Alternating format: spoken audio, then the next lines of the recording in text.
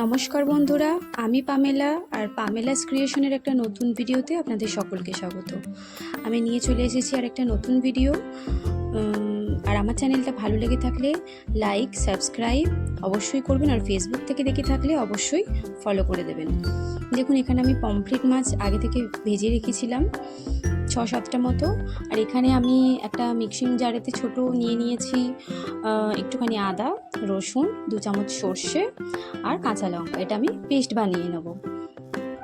আপনারা আপনাদের মাছের পরিমাণ অনুযায়ী আপনারা আদা রসুনটা নেবেন। আর এখানে কড়াইতে তেল গরম করে আমি একটুখানি পেঁয়াজ কুচি দিয়ে দিয়েছিলাম আর টমেটো কুচি দিয়ে দিলাম। এর সাথে আমি একটু নুন দিয়ে দেবো টমেটোটা নরম হওয়ার জন্য।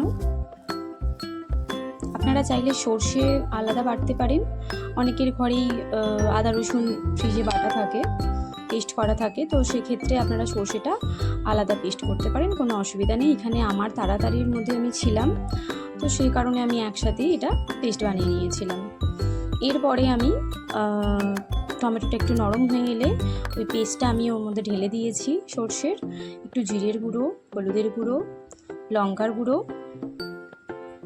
সব দিয়ে আমি এটা ভালো করে কষিয়ে নেব।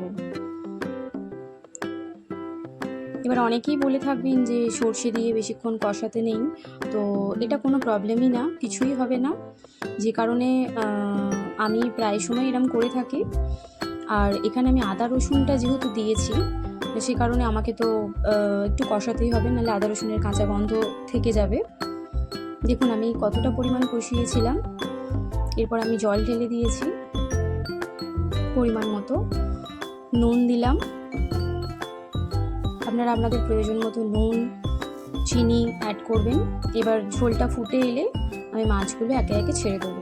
এতে আমি 2 চেরা কাঁচা লঙ্কাও অ্যাড করে দিয়েছিলাম। ঘরে থাকা উপকরণ দিয়েই খুব সুন্দর টেস্টি এই পমফ্রেট মাছের রান্নাটা করে দেখবেন, এক্সট্রা কিছু লাগবে না। অনেকেই পমফ্রেট মাছ বাড়িতে নিয়ে আসলে টেনশনে পড়ে যান যে কী দিয়ে রান্না করব, কিভাবে করব, ফ্রাই করব না কি করব, অনেকেই এটা টেনশনের মধ্যে থাকেন।